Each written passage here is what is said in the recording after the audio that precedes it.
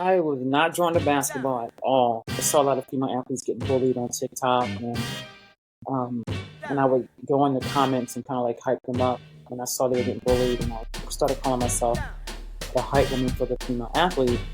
You're good, because I'd be fighting with stupid people. Magic and Bird come in and Dr. J come in. They clean up the league some, made it bigger and better. And I feel like we're getting a remix of that right now. So we're getting Caitlyn and Angel kind of recreating the Magic and Bird feeling. Yo, what's going on, man? This is the BeBall Jones podcast. I am simply a basketball trainer with a basketball podcast.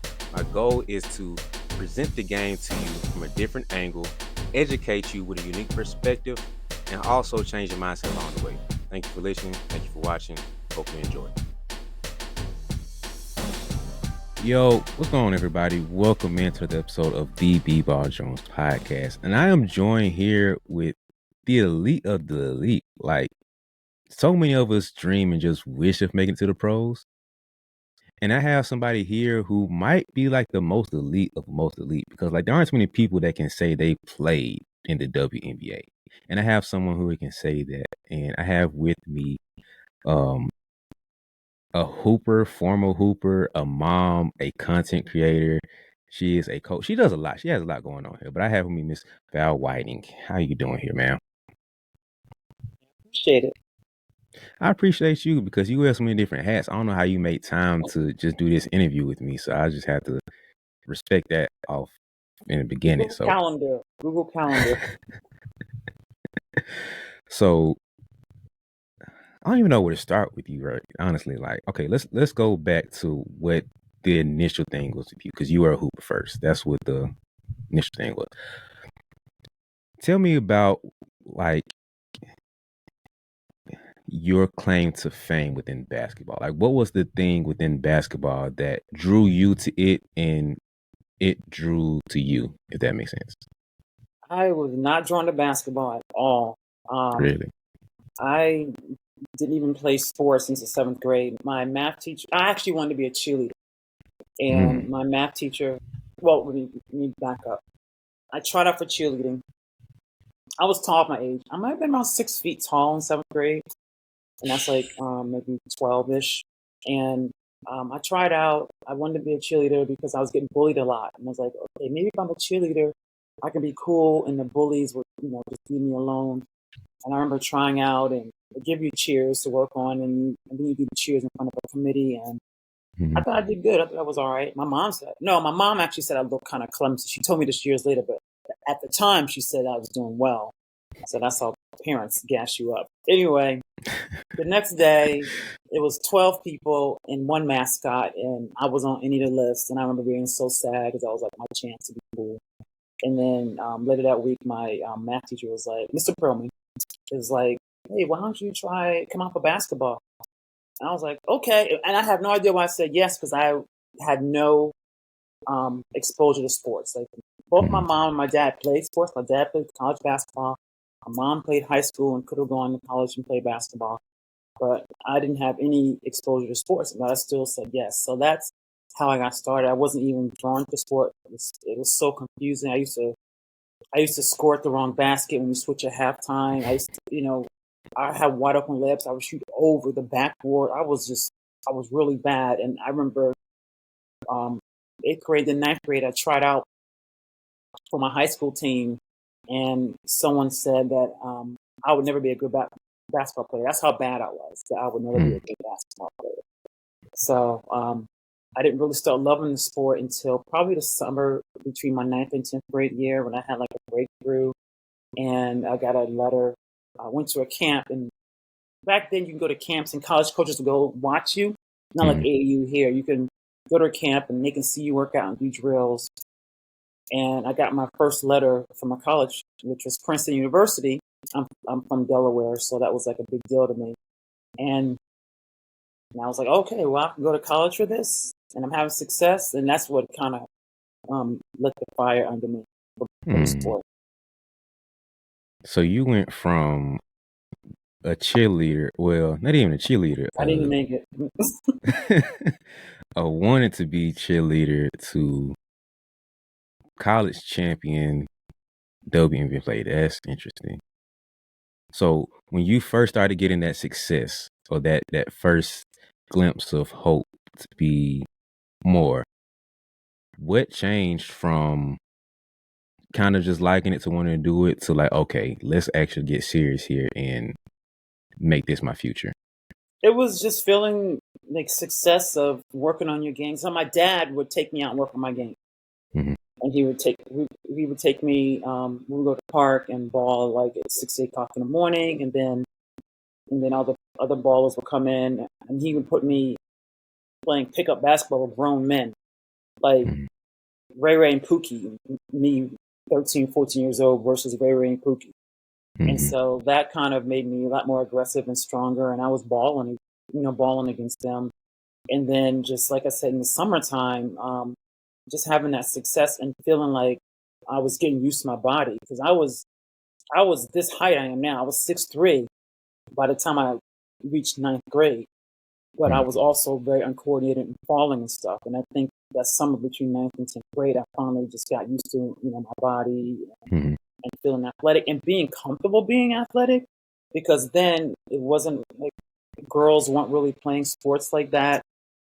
And like I said, I wanted to be a cheerleader. That was the girly thing to do.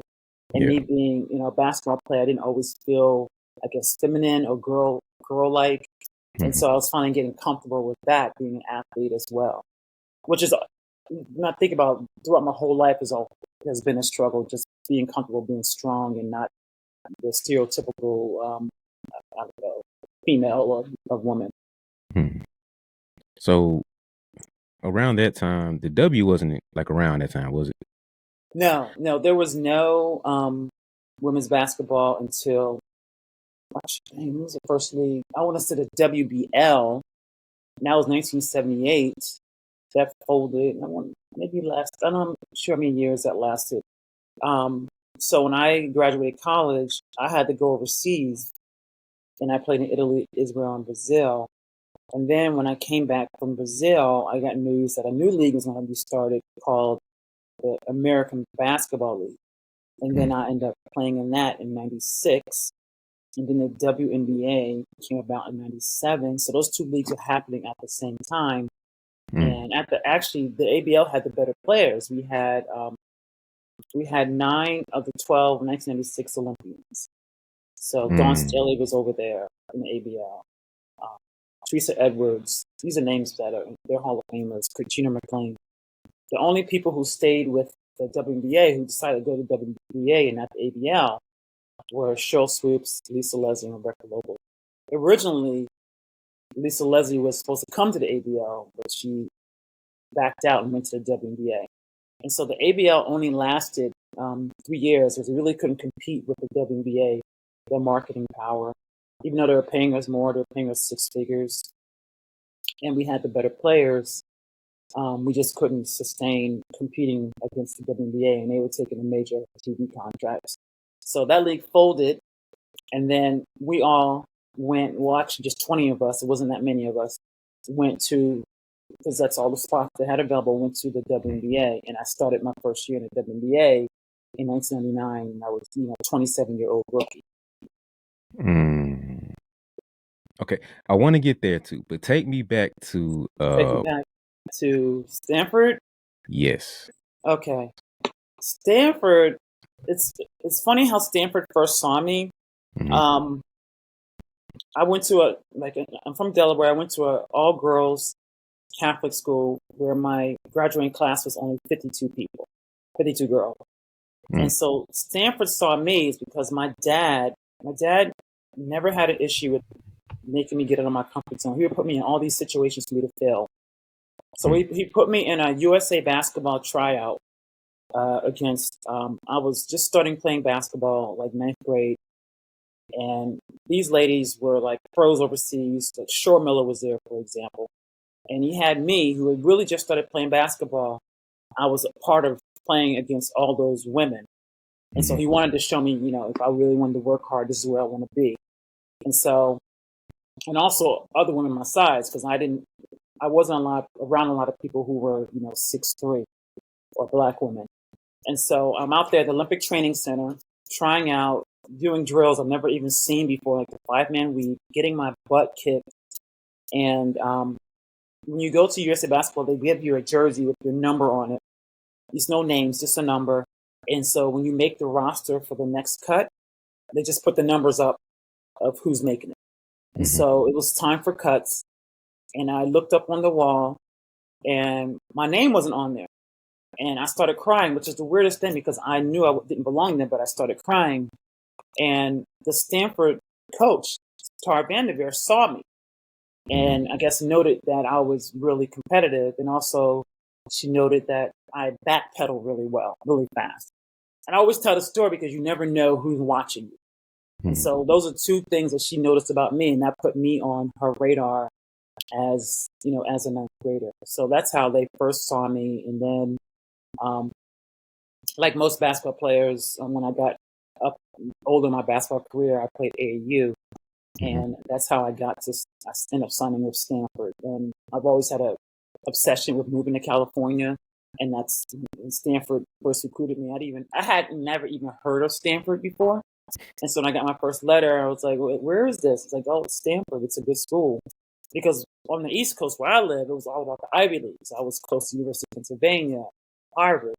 And so hearing about Stanford, I was like, oh, and that's in California. Okay, I'm intrigued. And I wanted to be a doctor. I want to be pre-med. So I kind of got there and, my freshman year, did my thing. It was National Freshman of the Year, Pac-10 Freshman of the Year, and then won the championship that year as well, and as well as my junior year. 2-time champ. How does that feel?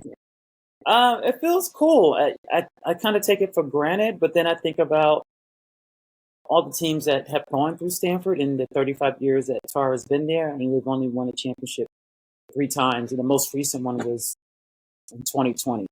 Yeah. So, yeah, I feel like it feels amazing. And actually, last January, we went back and did our 30th anniversary of winning. And it was kind of cool getting together and seeing people on campus, my teammates, but also seeing people the same fans who were there when I was there. Really? Is it weird to see your coach still there? Because she's been coaching for since basketball started. So it's is it kind of weird to see your coach still there? Yeah, it's weird. And to me, she looks exactly the same. What's weird is when I see her on my FYP on TikTok, I'm like who's doing TikToks with Tara Vanderveer? Like she was not that fun coach. So that's why I'm like, this woman has changed for sure. So what was she like when take me back to young coach. What was she like back then? What was she like? Socially awkward, no people skills, didn't feel like she cared about you past being a basketball player. And I still not sure if she's loyal. So that's what she was then. Now she seemed as has more of a connection with her players. Like I said, she was doing TikToks with her players and stuff. But then, I didn't even think about it. I mean, she was in her 30s as a coach, and taking over a program that was doing horribly, and then turning it around to be a national powerhouse. And I don't know when she's going to retire. I thought she was going to retire after she won that championship a few years ago, but she didn't. I think most people thought she was going to hang it up then because she's... How old is she now? Like in her 70s? She's in her... Oh, I thought she was in her 60s. No. So she's like late 60s, 70s. Yeah, and she looks the same haircut. I mean, I hadn't seen her hair in 35 years. Same haircut. So I think she might have the same pair of glasses on. So. Yeah, so it's not too many coaches you'll see coach that long. Like Coach K was in his 70s. Pop right now is in his 70s. Bob Knight. John Chaney coached a long time. Yeah, he did. I think Bob Knight was 60s before he hung it up. Larry Brown was there for a minute. Like, aren't too many coaches really pushing past the 50s. So for her to be doing it right now, like late 60s, 70s, says a lot about her because like she just won. Like that's the time to hang it up. Like you're at the top of the field. Why not just, go off on your chariot horse at that moment? But the fact that she's still doing it and has Stanford, where's it at, says a lot about her and how much she like cares about what she's doing. And the fact that she's been able to evolve and change throughout the years. Yeah, exactly. Because when I played, it was 3 perimeter players out, 2 post players in.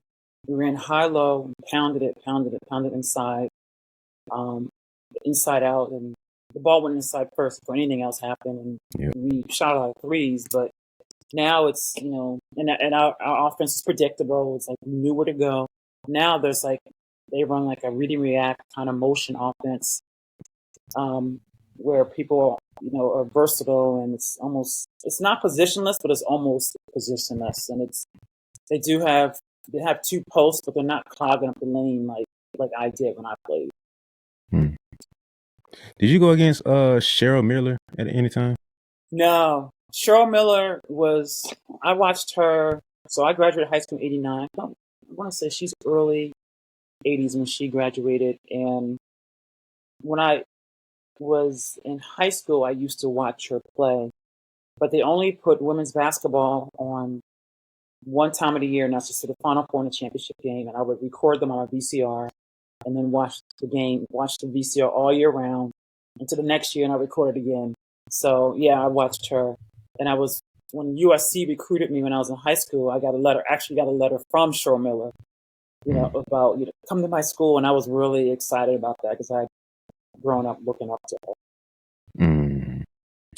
I just wanted to know because I think that she might be the most underrated non-WNBA player. Like I think she like, I don't know her full story, but she's one of the most underrated players. Like, yeah, ever. she never got a chance to play. She would be a WNBA GOAT if she had a chance to play. She was ahead of her time, as a player, 6'3", and with perimeter skills, where most players her size were back to the basket kind of players. So yeah, she was amazing. Mm. I always feel sad for a lot of the players who were just born in the wrong time period that these young girls know nothing about. Yeah, There was no social media. It wasn't on TV. I mean, me personally, I don't even have any YouTube. People were like, "Where can I find your highlights?" Somebody was searching for Val Whiting WNBA highlights on TikTok. I'm like, "You're not gonna find it. You gotta write the league or something." Yeah, I think she's one of the biggest ones who, I don't say was done a disservice, but she's just not able to reap all the benefits that her game was able to really show. Yeah. So yeah, I just wish she would have been able to shine on a bigger platform, but she's doing good. Like, pretty sure she's not complaining. So Yeah, I can't it is remember. what it is. Well, I don't know what she's doing now. I thought I saw her, and I can't remember where I saw her. Last thing I remember, she was coaching somewhere. I think it was her old high school or something like that. I think she was coaching. Wow, what a treat for them. Yeah. I heard she's one of the few, I think she's been great at everything she done. Like every level she coached, she was great. Playing at every level, she was great. So pretty sure she's good whatever she's at. So yeah, take me to your dominance of the Pac-12. What did it feel like to be like one of those players? Not just, a part of the team, but like one of the best players in the conference. I honestly just thought it was normal. Like when you have a goal and you set it, you write it down, and you go after it. You're not always surprised when you get it. You think, just like when I won the national championship. I was part of the national championship team my freshman year. My first year going to college, we won a national championship. I thought that was normal. So me working hard and becoming dominant, I just thought that was just a byproduct of putting in the work, which I did between my sophomore and junior year. I had a down sophomore year, and my strength coach, Fernando, challenged me. He's actually was even strength coach for Major League Baseball teams. Actually, 49ers used to come work out with him in the morning as well. And he was like, look, everybody's talking about your sophomore year, and you're like a one-hit wonder. Your freshman year is your best year. You're not going to do it again. And what you going to do about it? And that's what I stayed out in Stanford that whole summer and worked with him on my conditioning and my strength and my power. And then also worked in the gym on my game. And that was like my junior year was probably my best year as a Stanford basketball player. Mm. So at one point, did professional basketball become like in the picture at all? Probably my junior year. So I was pre-med at Stanford, and my plan was to go overseas for 2 years and then come back and play and go back to medical school.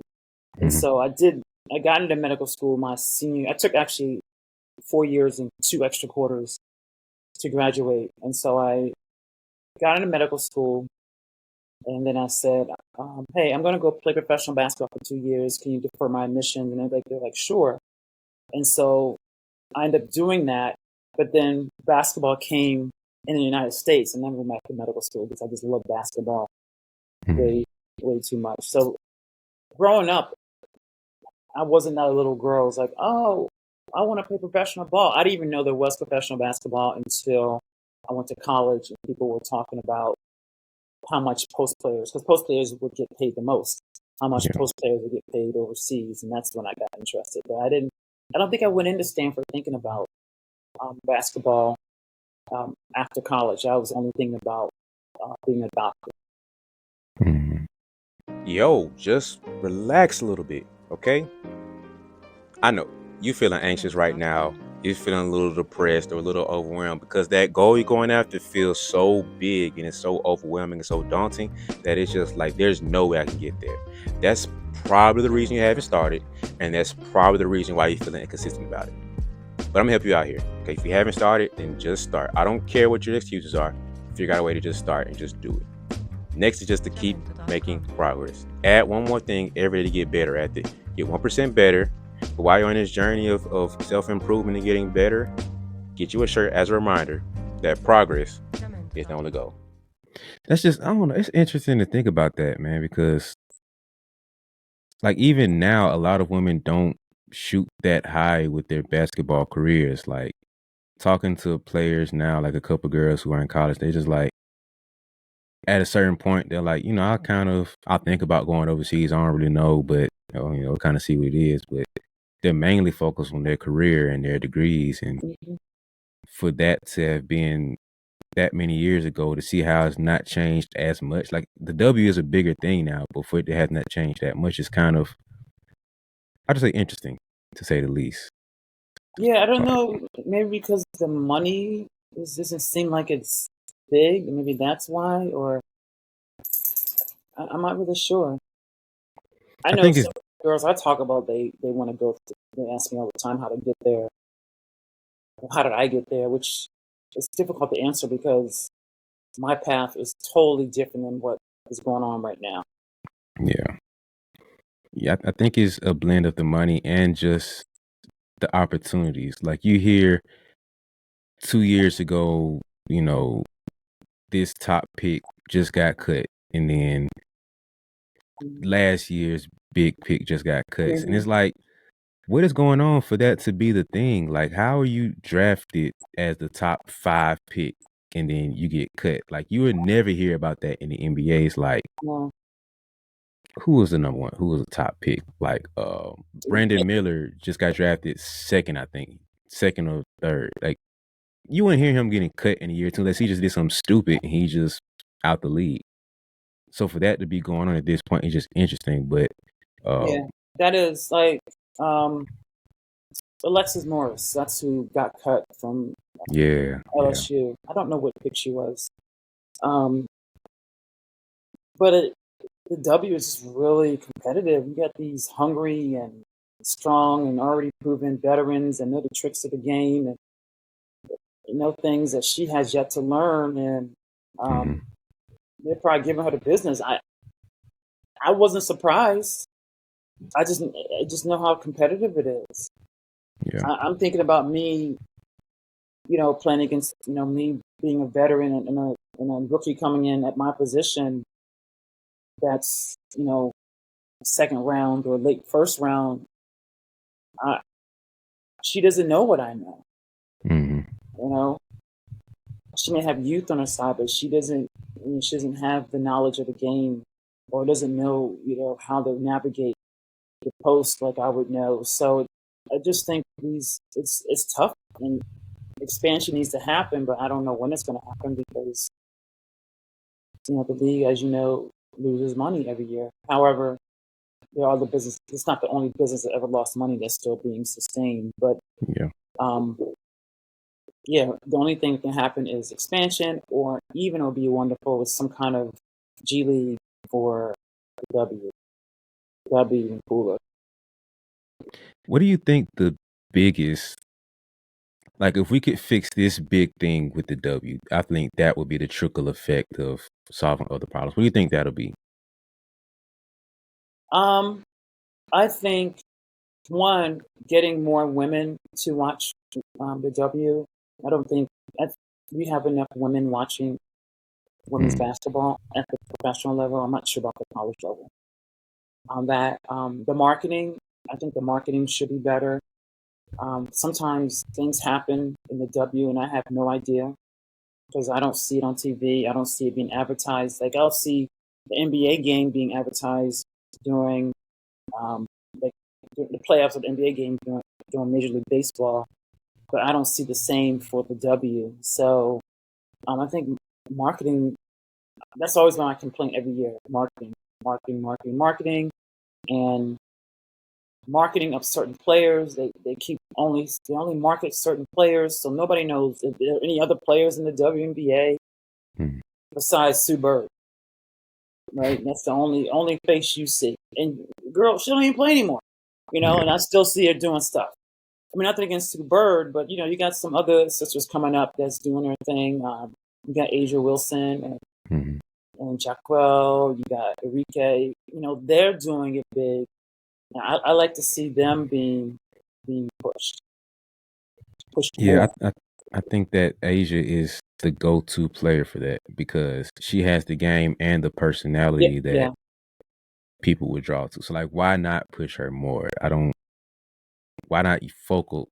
Like Magic back in the day was the perfect person to use to get the NBA to that next level. He had the game, he had the flash, he had the commercial appeal, and I feel like Asia could be that version of that. Not to say she's Magic. I'm not saying she's Magic at all, but she has that appeal to be like, okay, she's who is she? I keep seeing her around, like her personality. She seems cool. Who is she? Now you draw people in to say, okay, she's a hooper. Oh, she can really hoop. She just won MVP. Oh, she just won a championship. Let me check out. Oh, now you start to see her teammates. Now you see who she's playing against. And that's how, like, the marketing of that branches out to where you get more people watching. But I don't know. Whatever going on in WNBA's office, they just I have a source that that's in the league office, and she would Adam Silver would request a player, and he would request Sue Bird, and she was like, what about our MVP? So it's I don't know. It's that I don't know what's going on with that either. So we, not to be controversial, we love our Great White Hopes, sure.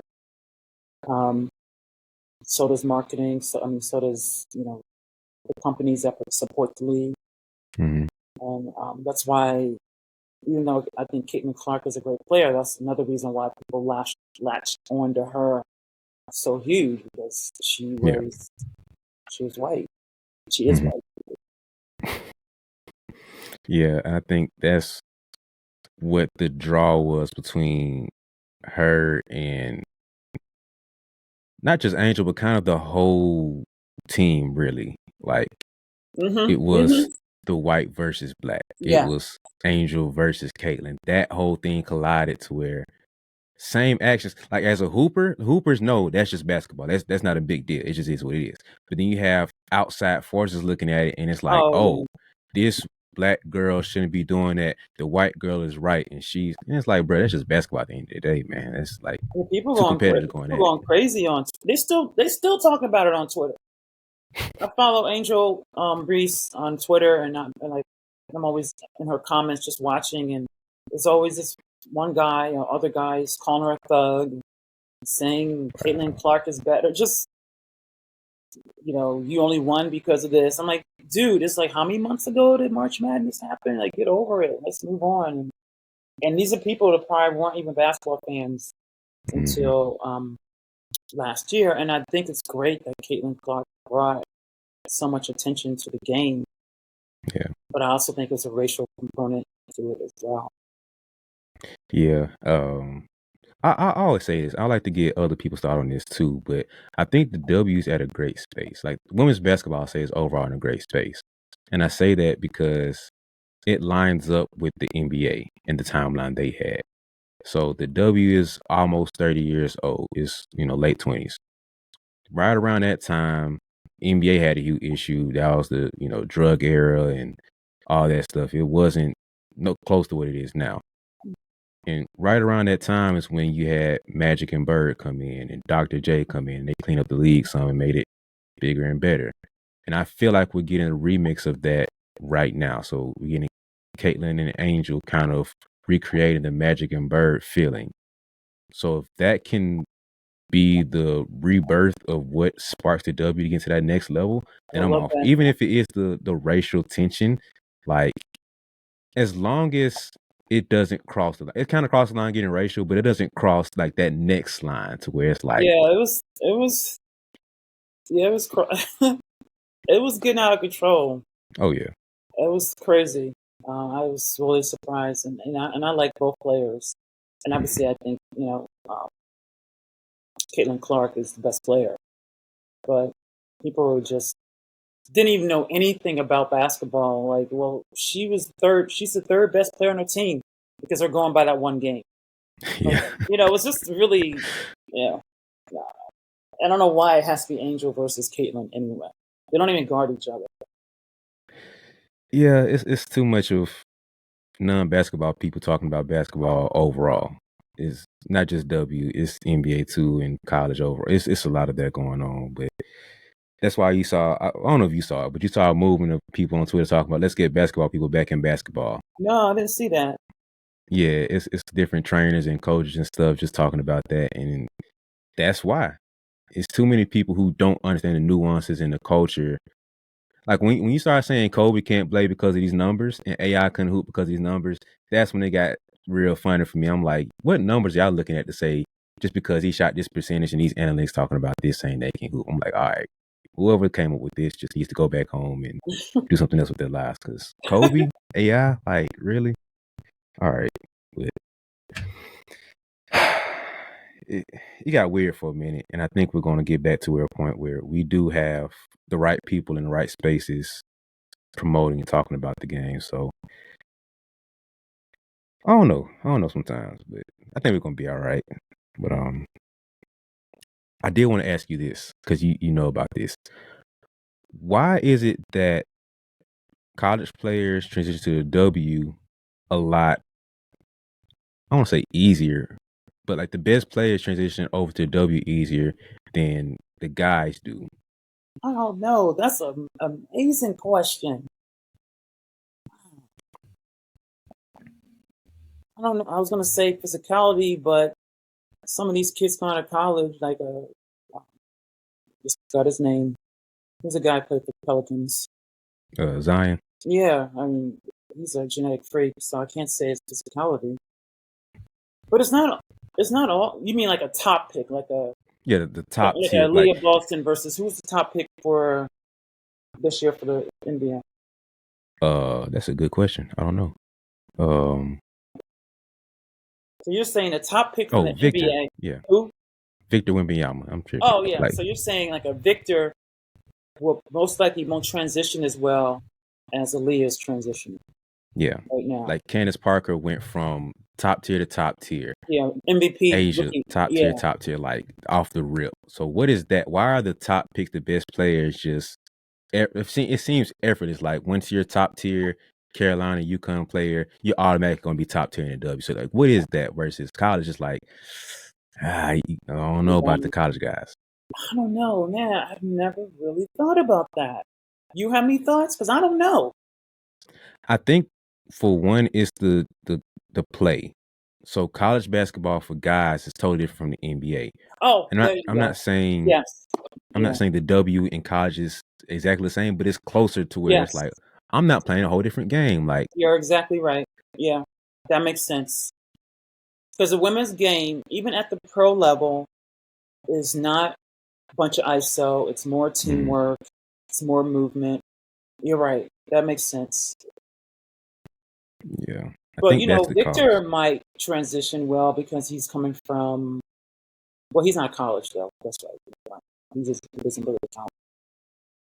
But even with that, I think he still has a level of transition because I don't know the foreign game like that, but I'm pretty sure he's not seeing like he got to go against Giannis, he got to go against LeBron, he got to go against if Zion ever gets back in the game, he got to go against him, Anthony Davis, Joker, and be he wasn't going against that. So I don't know how. I think he will be fine. I'm not sure he's going to be a bust, but like worst case scenario, he's a great defensive player. I think that's the worst case scenario if he can stay healthy. Yeah. So I hope he's not a bust. I'm praying for him because I don't know. I just want him to be successful. All the hate he was receiving when he had that first bad game. Everybody was panicking and stuff. yeah. Like gosh, basketball Twitter just like lost their mind when he wasn't performing as the greatest of all time for his first game. And somebody who's 19 years old, for Pete's sake. And it's funny because it's summer league. Like, come on, man. Like, it's not even like the real game. He's not going against other NBA talent. It's just summer league, man. Like, I don't expect too much from that. Yeah. I wonder how he is dealing with that pressure. I'm curious who's in his head. If he's dealing with, he's talking to a sports psychologist or a mental performance coach or someone like that. From the interviews I've seen of him, I think he's handling everything well. And plus, he with the Spurs, he got popped. So I'm pretty sure, like, out of all the situations to be in as a number one pick, I think the Heat and maybe the Warriors would probably be like the most ideal places and coaches to like be in. Like you have Steve Kerr handling things for you as a coach. You have Eric Spoelstra and the whole Pat Riley Heat culture thing. Then you got Pop. So it's like that was the top three places that you could land as a top pick and want to be in that environment. So, and then the Spurs rebuilding too, so it's perfect for him, man. The Spurs, that's my favorite team. I just lost track since they've gotten bad. I like the way they play. Everyone was like, oh, the Spurs are boring, but that's I like that kind of basketball. So I'm looking forward to the season. I'm sure he'll be on TV a lot. The Spurs will be on TV a lot as a result. Of course, that would be. I think that's the one thing that the NBA has gotten right over these years. They market their players. Like once they find someone who has any closing like potential of being there, they're gonna throw them on TV. So once you start crossing that threshold of like, oh, you might be one of the ones. All right, let's put you on TV and like you might not get Lakers Warriors level, but you're gonna get some level of like national TV games. So I think that's the NBA. We're gonna take care of the marketing for him for sure. So I think he'll be okay when it comes to getting the TV spots. Yeah. Look forward to it. Yeah, so let's get back to your WNBA career. But no, I really am interested. So your first time out there, rookie year. Tell me about the first game. Like, what was your first taste of that? To you, just like, I'm in the W now. It felt professional because I came from the ABL, even though they were paying us more. Like in the WNBA, I made $30,000 my first year, but in the ABL, I was making like $125. So the WNBA felt professional because the ABL we were playing in college arenas and stuff like that. We played at Long Beach State in one game, or in Seattle we played in Mercer Arena. And we did play one game where the Supersonics played, but when I played in the WNBA, it felt like I was actually really a professional team. Walking into some of the arenas I watched on TV growing up, like playing in a garden. That's like my favorite place to play, Madison Square Garden. I love that gym. Mm-hmm. The rims were soft. It was nice playing there.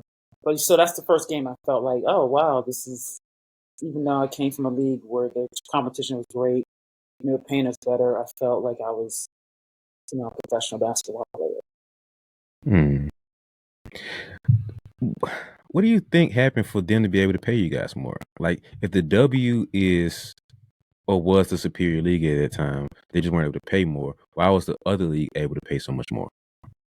It had investors, and I don't even. Well, that's why they went out of business. They were paying us too much. One, I don't know if you know this, but the owner of the Golden State Warriors was the owner of the ABL team I played for. Mm. I can't remember his name, but so he was invested in women's basketball. So maybe just maybe when they expand, maybe they'll go back. Maybe they'll be in the Bay Area. But yeah, I don't know why they couldn't pay. Maybe they didn't know how long it was going to last. I remember when I went to an event for the Retired Basketball Players Association in Vegas during the summer league, and Michael Cooper was talking about the W, how people said when it first started that it wasn't going to last a year. So people didn't even think it was going to last this long. So I guess maybe that small salary I got. I don't know what other people got. I'm sure Lisa Leslie was making 6 figures or something. But what I got, it was just, I don't know, just a regular player. Give her the money. Mm-hmm. We'll promote the other players. Maybe we'll be around next year. Maybe we won't. I don't know why they didn't invest in better salaries, even though the season was 10 to 12 weeks. I don't know. That's it's kind of like, now that you paint this picture for me, it's kind of weird to see how the W hasn't grown and expanded that much. Like, I'm pretty sure In terms of teams paying, like everything, it hasn't changed that much. you would think like the first year it started, they would like be given amazing salaries because because of the NBA backing. You would think that would be it, but yeah, it wasn't. And how you got drafted. So then, how you got drafted was how much you got paid. When you signed your contract, you signed with the league. There was no free agency then. So if I signed a contract to play for the Detroit Shock, I didn't sign with the Detroit Shock. I'm signing with the WNBA to play for the WNBA. And I can't remember when free agency started, when you can actually maybe get more money when a team could want to pay you more. So basically, it wasn't even any bargaining power either. Because, here's your salary. This is how you did last season. This is what you're going to get. I can't say, well, Detroit's going to pay me this much and Dallas is going to pay me this much. We didn't have that starting out in the WNBA. There was no free agency. So how did contracts work? So like, you just went year by year? How did that work? Yeah, well, for me, I was year by year. I don't know other people, but it was like my contract was with the league, and then like players like Elisa Leslie and Short Swoops, they had their yearly salary they made, but they also had marketing deals where they would in the off season stay instead of going overseas and stay and promote the league and get money that way as well. In addition to their shoe contracts. Okay, that makes sense. So once your year is up, what happens to start that next contract up? Like, do you go to them? Do they come? Like, how did that whole deal work? I had an agent, so that's how she would negotiate the deal. I don't remember much about how it happened, though, to be honest. That's a good question. I should ask her. I'm still in touch with her. It's so long ago. It's like it's a long time ago. I mean, it's like within the first few years, the first 3 years of the league. Yeah. It's when I played. That's just, I don't know. There needs to be a documentary on the W, and it needs to be like Netflix level. I'm pretty sure somebody's done it and it's came out and it's like, okay, cool. It needs to be like Netflix, Hulu, Disney Plus, Amazon, I agree. And they HBO need Level. to not just do the players everybody knows. There's so many other stories that we don't know about. People are successful because they play in the W. I think Anisha Curry. She's she was the first.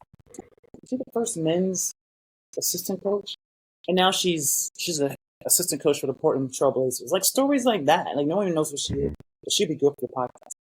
No one knows who she is, but she's doing big things in the space of men's basketball. She's a woman in men's basketball.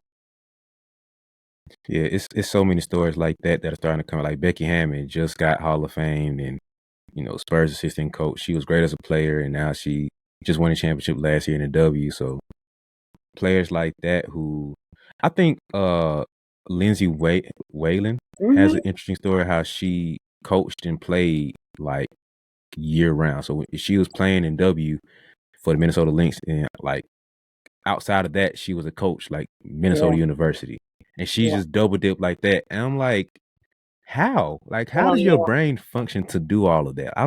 That's crazy. For some reason, I wonder, is Dawn doing that too? Dawn Staley? I think she was. Yeah. I think she had double dipped with that too. Speaking of Dawn, you got a good Dawn story? Yeah, I do actually. Dawn and I played AAU against each other. I'm not with each other. Excuse me. Oh, word. Yeah, so we both played for the Philadelphia Bells, and then we played like USA basketball together and stuff. But Dawn, I never played with a point guard that didn't look at you to pass the ball when I was in high school. I don't know if that makes sense. Like all the guards I played with was like they look at you, then they pass you the ball. So, but Dawn was doing like no look behind the back passes and stuff like that. So my first time I played with her, I got hit in the face. I was like, well, why aren't you looking at me? So yeah, so I never played with a guard like her. So dynamic and just can do it all. Go, take into the paint. She was like one of the first players I ever saw do a double clutch. Yeah, she had the asymmetrical haircut. So she's played so much bigger than. One trick she used to do when we played was that she would get the other team to pass to her. So the other team would I can't think what she was. We would be on defense, and she would like, "Yo, hey, open!" And they would turn and pass it to her, and then she would go down and make a lip. Actually, she's supposed to be on my podcast, and I dropped the ball on that, getting her on there. But yeah, I almost forgot about that. Yeah, that's my Dawn story. Just like getting hit in the face with the ball because I didn't know you. I thought you had to look at somebody to pass to them. Oh, that's funny. But after you get her on your podcast, just ask her if she swing around and just get on my podcast. I will give you some. I mean, even if you're interested, I'm on a whole group chat with retired players. And if you're interested, I can say, hey, so BeBall Jones is looking for so-and-so for his podcast, blah, blah, blah. This is information. And a lot of times they follow through. We can definitely make that happen. As well. Yeah, for sure. Yeah, women are looking to tell their story. And I have a whole platform we can sit here and talk and I get all the stories. I'm so interested, so we can get all the stories. I'm interested, so yeah, we can definitely make that happen. But I think if I want to say Dawn, I saw on Twitter some page asked the question, who was the greatest player turned coach? And people giving answers of Phil Jackson and Isaiah Thomas and Bill Russell. I thought all those were great answers. I was like, yeah, okay, cool. Dawn's the GOAT. No one's touching what Dawn did. She was top tier A1 player turned around and has turned into a top tier A1 college coach. No one else can say that. That is no true. one. So a lot of the play, like Phil Jackson wasn't a top tier player. No, he was Bill not. Russell was, but like he wasn't that great. I mean, he was a good coach, but he wasn't like dominating. Did he win a championship? No. He was a player coach when he won that one. I don't think he won like strictly coaching. I don't think he won as a coach. Like Steve Kerr wasn't. He was a role player. Yeah, Dawn is an Olympic gold medalist 3 times. I'm pretty sure. Yeah, that's a good one. That's good. Did you post that? Yeah, and dude went back and forth with me, and I don't mind having conversations and debates, but once you start like getting away from the angle of what we're talking about, I will cut it off. So he was like your mom or something? No. He was like, you must be. She's something about my age. I'm like, bro, my opinion has nothing to do with my age. Like I can still know basketball and be 16. It's just, like it doesn't matter. Like I'm not 16. Who was this player? He said Bill Russell, I think. Oh, he was like 87 years old. That guy was. Yeah, I'm like, okay, you can. That's your opinion, bro. Like I get it. I respect it. Bill Russell is an all-time great player. But what I'm saying is divide the careers in half. Player first, how are they as a player? Don's up there. Okay, second half as a coach. Don's up there. Bill Russell matches her as a player. Like you can debate on that. Okay, cool. As a coach, he wasn't touching what Don did. I'm sorry. Don has dominated the women's game in college. And I think it's because she's a player's coach too. She builds relationships, and you can tell that she really cares about her players. She's defending her players. You know, if there's I feel like if there's a fight, like Dawn's gonna be like, I'm not saying like she's like a scrapper, but I'm just saying like if I'm on her team, I know she's gonna be like fighting for me. Yeah. And every player, as a player, you got to feel that. And to be honest, I never felt that about my coach. I still don't feel that about my coach. And I feel like Dawn, her players that graduated, still feel that way about her. And she's in their corner. And that's one reason why she's so successful. Is she cares, and when you care, you build that trust, and when people want to run through walls for you. Yeah, I think because you can feel as a coach, she'll run through the wall for you first, and then ask you to run through the wall for her. Like you can't say that about a lot of coaches. Like a lot of coaches care about you and they'll do things for you, but to say your coach will run through a wall for you too, you can't say that about a lot of coaches. Like that's, I think, what makes her so different from other coaches. Like, yeah, this coach is great, X's and O's, and they care about the players. Like you said, not to say Don will throw hands, but I wouldn't be too far-fetched to be like, Don threw hands. Like, like that feeling come out of her in a second. It's like, oh, wait, hold on. I am a head coach here. I'm getting up there in age. I can't be out here like this. So, oh man, I'm gonna have to edit this out. But respect it, Don. Like, yeah. Oh man, but who else wanted that? Oh, Lisa Leslie. How great was she? Like I knew she was like a legend. She carried the W, but from your eyes, like how great was she? It doesn't matter that you're a beginner and you're just starting. That's not an excuse. Or like the fact that you started in 7th or 8th grade hooping doesn't mean that you like can't get better and play catch up. Like no. So I need you to do one thing for me, okay? Focus on you. All right. Stay in your lane and make every day a battle of you versus you. So you have to be better than how you were yesterday. Doesn't matter how much you bumbling around, it doesn't matter. So you need to like check yourself, breathe for a second, and go work out and just go get better. But wait, before you go, grab you a t-shirt as a reminder that progress is on the go.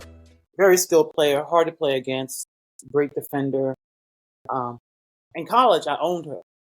You know, I had my career highs were against her, but she was a way better pro than I ever was, and she develops her game immensely. As a as a center that could do it all, not just back to the basket. Was that a bigger issue then than it is now of the battle of femininity of It's still an being issue. too masculine? It's even more an issue. As people say, that's why the WNBA is not as marketable, because it's a bunch of black lesbians. So people say that it's not enough of cute girly girls running around. Really? Yeah, I've heard parents say they don't want to take their kids to the game because their fan base is, gay, mostly gay, or they don't want to expose their kids to that. I've heard so many different reasons, but the main reason, I think, the sexuality of most of the players. I believe that even though we're in 2023, it's still an issue.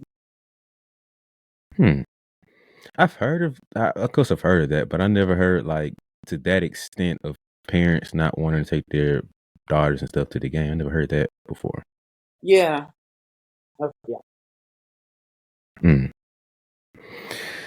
That's wild, man. I'm not even like disappointed. I don't want to say I'm not disappointed. I'm disappointed. I don't say I'm not surprised, and that's not a good thing, because I can understand if it was like if the game within itself has some level of like sexualness into it, then I can understand it being like, okay, I don't want my daughters exposed to that. Like, but it's a sport. Like, you're here to enjoy the game. Like, if it was the whatever football league where, you got the young ladies playing in the underwear and stuff, then I can understand being like, yo, I don't want my daughters exposed to that. Like, why are we watching this? This isn't the game. But you're seeing women play, and it's basketball. It's the same sport that you see across the hall sometimes from the guys. Like, what, because of their off the court situations, you want to say, no, let's throw all this out the window. Well, and it's more of like who's in the crowd watching, not necessarily the off the court situation. I did have a stupid parent say this to me. He didn't want his daughter to play basketball because he didn't want her to grow up to be gay, because he found that most basketball players, and we are, good percentage I'm not gay, but a good percentage of us are. And that was maybe the dumbest thing I've ever heard in a long time. From a black man, of course. I mean, no, I love my black man, but he was just out there with that one. He wants her to play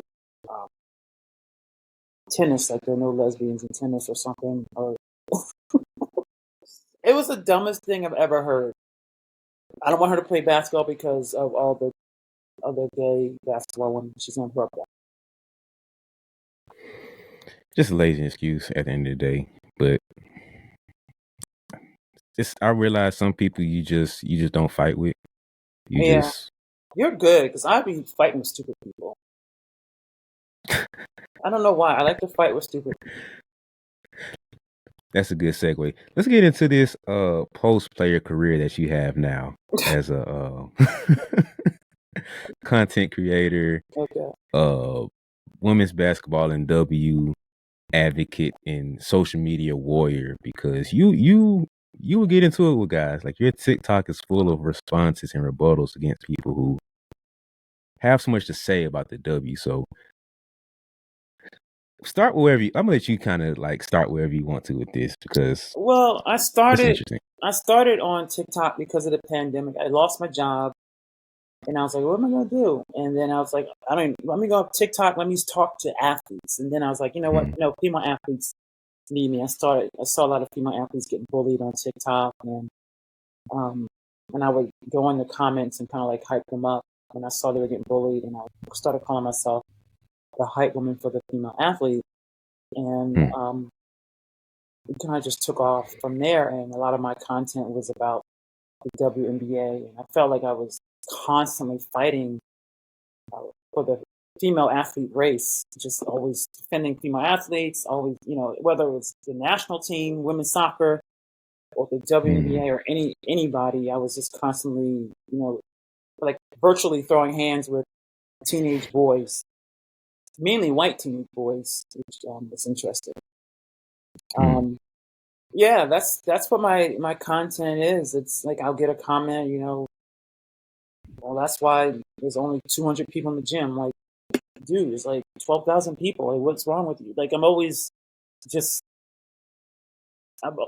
like just rebutting constantly, and I'm like, is anyone else out there fighting? Because I always feel like I'm the only one out there fighting these people. I do feel like that sometimes. Who else is going to swing with me? But no, I just feel because I believe in women's sports. I know what it has done for me. I know how important leagues like the W or the NWSL is just for young girls and looking up, and how I didn't have that growing up, and I have the utmost respect for all the athletes that are in that play, and I want them to get the utmost respect as well from anyone, even a troll. Whether I know that's a losing battle, I still try. I respect that because I just want to entertain it at some point. Like, once I have to question your intelligence, like you said, 200, bro. Like, can you not count? Because 200 in 2,000, it's more than 2,000, but 200, 2,000 is two different numbers, and that's more than 2,000 people. So, like, what are we talking about here? Like, at some point, I'm just like, you know what? My sanity and my peace deserve better than dealing with you. You're right. I need to start having a block party. That's what I need to do. One thing I do find interesting is that for some reason, men, I don't know if it's men or just young boys, cannot give women athletes credit. You can put a nice play, and they'll say, well, that happens every day in the NBA. Like, why can't you say that's a great play? I don't get the hate. I posted a video. The Las Vegas Aces had a play where there was no dribble. Asia Wilson passes out of bounds to Chelsea. Chelsea passes it to Kelsey Plum. Kelsey Plum passes it to a person on the right going in for the layup. No dribbles were made out of bounds off the made basket. And I posted that, and I got so many. I think that video has like over 200,000 views. They got so many hate comments. Oh, there's no defense. Oh, they're not dribbling because they can't dribble. It's just sometimes the roasts are actually funny. That was actually a funny one, but still, like, why can't you? What does it hurt to give somebody credit? It hurts their inner being just to say, "Hey, that was a nice play, ladies." I think some people are like I question people like you as a human being. If you have the energy to consistently wake up and say, I'm going to be negative towards this thing or this person on the regular. Like, if I wasn't who I was, I would probably be a troll and I would enjoy it. But I couldn't do that energy all the time. Like, I have my moments where, okay, I'm feeling, let's go. I'll go back and forth, people. That's probably like once or twice a week. I couldn't do that every single day. Petty for sure. I'll talk about your mom. Yeah. Oh yeah, it's super petty. Like, I would figure out whatever to annoy you. And I might actually be a fan of them, but just to annoy you in this moment, I will be petty and just like, oh, you're a fan of such and such? Well, bruh, she can't play. I'm sorry. Like, she can't sing. This person can't act. Whoever you love, you have this picture as your profile picture, this person, they're terrible. And I could be a big fan of them. But because I want to be a troll today, you getting this energy. I'm going to tell you, like, I created a Twitter account just to troll racists. Then I got banned. I don't know, like, somebody reported me. How can I be anti-racist and get banned? I was trying. Anyway, that was my embarrassing story. That's sad though. Like, how is that possible for you to get banned for being anti-racist? Twitter's interesting. Twitter is the digital wild west. Like, that is it's X now. Oh yeah, X. Sorry, Elon X. You know, Twitter is out of control, and people will, when they sense blood is in the water, everybody comes for you. They'll come for you. yeah. It's just interesting how people like you will still go out there and defend and have your armor up and do what you have to do. I think we do need that because I wouldn't do it. Like I don't care enough to sit here and entertain people like that. So I definitely respect that. Like I don't know. I think now I'm starting to feel like a loser. Maybe I care too much. no, because I think you have to draw your line. Like set a boundary to where I go back and forth, but there's a limit to like my back and forth because we do need the defendants of the W of women's game because a lot of people aren't doing it in spite of the feeling. Like I don't fight the W. Like online, I don't really fight it like that. Like I do my part to promote it, but I'm not like going to bet with dummies who don't know what they're talking about. Like if you don't know the game, then I don't know what to say to you because I don't know I can't talk to you because you don't even comprehend basketball. Right. That comment showed me all I need to hear from you. Like anything else moving forward is just a waste of my time. Sorry. No, Carmelo. you're good.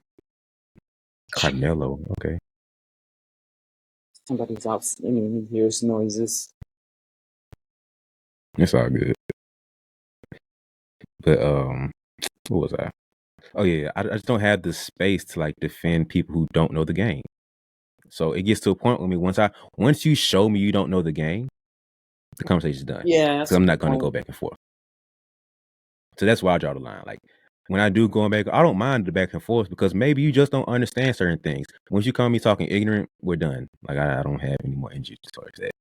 So if you do want to troll me, it's gonna be pretty hard to, like, cause my level of I don't care just kicks in. It's like I'm done here, bro. Like I don't mind a good conversation, but that's very rare to like have an intelligent conversation with people online. So maybe you have to find like your line of like, okay, today I feel like going back and forth. Today, you're a dummy, so let's not go here. That's it. Because I'm very passionate about keeping women's sports for women and not biological males. And I get called transphobic for that because I feel there is a trans women have an unfair advantage against women, biological women. So I've had battles about that as well. What do you think about that? I'm not saying this to cop out of the answer, but I truly don't understand how that makes sense. How just because you identify as that, you obviously still have the benefits of being biologically a man. And so if that's the case, like it's just a super slippery slope to where Joanna Man situation can happen. Like LeBron wouldn't do this, but like a LeBron type guy should be like, you know what? I identify as a woman. Let me go hoop over here and just do what I want to do. So now you just open up Pandora's box of all of these things happening. And the moment that start happening and you start seeing whatever they identify with playing in different sports and they're dominating or they're doing whatever, now you want to complain that it's not fair or you want to complain about such whatever you want to complain about. So I don't understand how that makes sense. Maybe just like I'm not researching how it makes sense or whatever. I'm not saying it's right or wrong. I do not understand how if I woke up tomorrow and said I identify as a woman, so I could start hooping in women's leagues and competing as women's sports, how does that make sense and fair to these women? Because physically we are superior. Like I'm not saying that as a man, but we're just more athletic. We're built to be stronger. All these things. Genetically, we are different. So how does that make sense for me to just cross over into this arena and say I'm competing against this? Like that just doesn't make sense for me. So that's where maybe I'm not educated enough, but somebody might have a better answer for me. I truly don't understand that, so I don't think that makes sense. Yeah, I think it's as simple as that. Identifying and not and some depending on some of the leagues or organizations, you have to be on hormone suppressing drugs for 1 or 2 years. But um, I think it's called the World Athletic Association. They govern track and field internationally. They just banned trans women from competing. So you can't, you cannot be a trans woman and compete in track and field. Yeah, I remember how long ago it was. It might have been a year ago, where some guy or I'm trying to be some level of PC here, but I don't understand the whole pronoun stuff thing too. But a trans woman, I think is how you pronounce it, competed against other women in swimming, and that's the first I heard about the whole issue. Oh, Leah Thomas, yeah. Yeah, I think that's about a year ago. Yeah, she went to the And University of Pennsylvania. yeah, so She- I just don't understand how all of that can flow and make sense when obviously it still looks like a guy. So how are they able to? I don't understand it. So I'm not trying to be offensive to No, a anybody. lot of people don't understand it, and even people who are trying to be as loving as possible don't understand it, and but you'll still get called being insensitive if you're just trying to understand Mm-hmm. and say, well, I don't. Guys, when they go through puberty, they have advantages that women don't. Mm-hmm. So yeah, we're going to hear more about it as years go on. Yeah, and I think the more updates of titles and pronouns and things come out, I think you're just making things more messy. And I'm not even saying right or wrong. It's not a conversation. It's here, but you're starting to lose support and you're starting to lose understanding because you're adding more mess on top of it. We aren't even clear about what happened last week, but you're adding more into what's going on now. Like you still haven't cleared up the transitional phase of a man to woman, woman to a man competing in sports. But now you want to add something else on top of that, and I'm still confused about that and the issue before. Right. So you just keep adding mess on top of mess on top of mess, and we haven't gained clarity of the past 10 years. So the more we keep seeing changes and all these new things and new titles, it's like, how can I be insensitive when I didn't even know that was a thing? And someone in your position who all my life none of this stuff happened. This is a whole new world to me, and I'm not that old, but it's like it's still a whole new world to me. I don't know what's going on. How old are you? I'm 27. Okay. So like, yeah, I'm younger, but bro, I have a whole 20-some years of understanding what this is the way the world operates. But then the past 5 years, it's like, no, this is how the world operates. I'm like, what? So it's a lot of stuff like that going on. It's like you can't. It's funny. I talked to a friend and she was telling me how you started seeing a certain demographic attack women, especially black women, and then you really start losing people because black women are ones who befriend everybody, like they'll defend everybody, and they're your allies. When you start attacking your true allies, Yeah. then you really start losing ground because I don't know who's defending you like that anymore. And You go hard for people. yeah. So the whole situation is becoming a gray area when it shouldn't be, in my opinion. Like, you're obviously still a man. Like, you still have the male traits being very dominant. So compete as a man or just sit this one out. That's just my opinion on it. But I don't know. It's gonna be a couple years for all that stuff gets really straightened out. So You I don't should know. have We'll my see. friend on your podcast. Her name is Kim Jones. Her daughter actually, Kim competed as a swimmer. She's my age at Stanford. No, not a swimmer. Tennis player at Stanford. But her daughter competed as a swimmer against Leah Thomas. So, and she has really great insight, and she knows so much about the science. And Like Martina Navratilova is part of that movement as well, keeping women's sports, protecting women's sports. So, yeah, she'd be, I don't know. Oh, wait, you're basketball. Never mind. I was going to say she probably wouldn't be for your niche, but it's just interesting hearing her talk. I mean, I'm still interested in hearing about it, especially from her perspective. But yeah, I am basketball, so Yeah. can't be recorded for you guys. So if you want to get that, find some else podcast. I don't know what to tell you, but it's not gonna be here because I'm basketball. But no, let's pivot. Get a little bit brighter conversation going on here. Give me your Mount Rushmore or your top 4 lady hoopers all time. Doesn't have to be W. Let's just go all time, all around hoopers all time. Teresa Edwards, Katrina McClain. Let's see. So I need 5, right? I mean 2 more. Teresa Edwards, McClain, Cheryl Miller, obviously. Let's see. Maya Moore. Dang,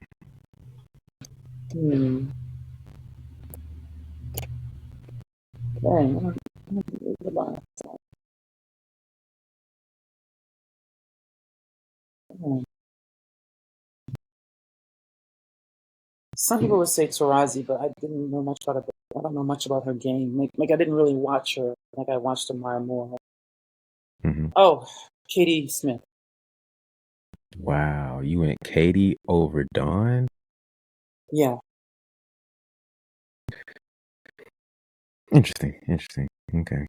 So I'll give you those 5. Now let's go your teammates that you played with.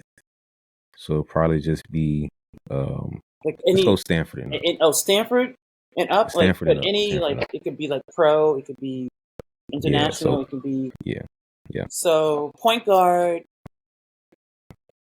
Dawn Staley, then 2 guard Teresa Edwards, 2. She's a 2 or a 3.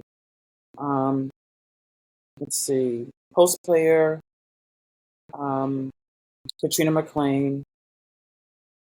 Let's see who else.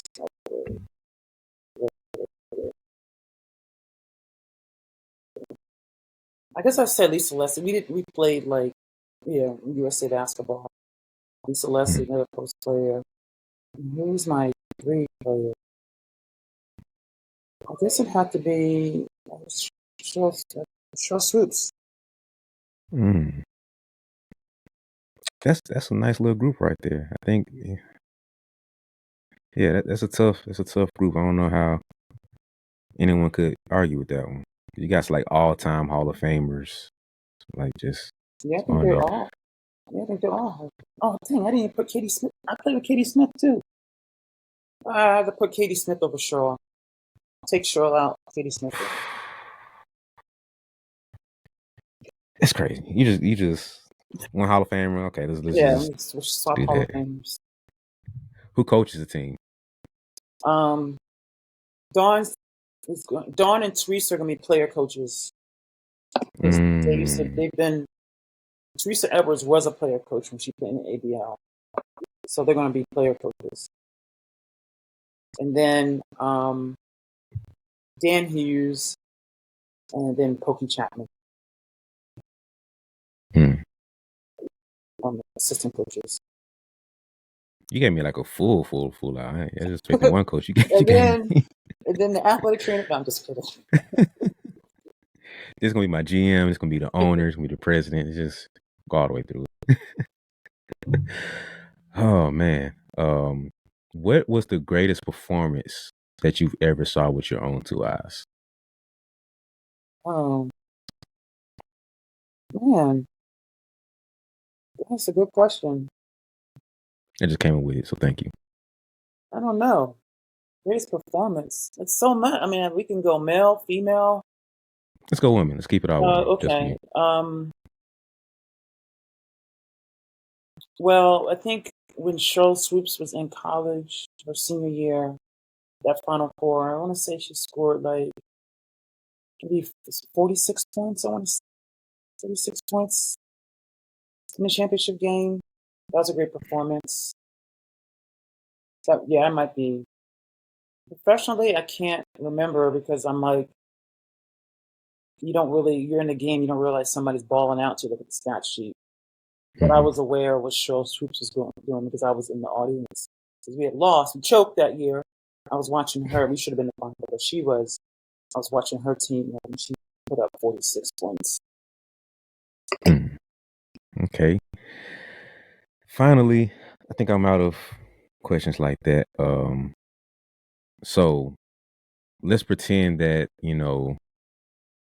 you have a platform to speak to all the young ladies, all the little girls, and a couple knucklehead guys. And you get the chance to just enlighten them on why women's basketball is so important and why the W should get the respect put on their name. What would you tell these people?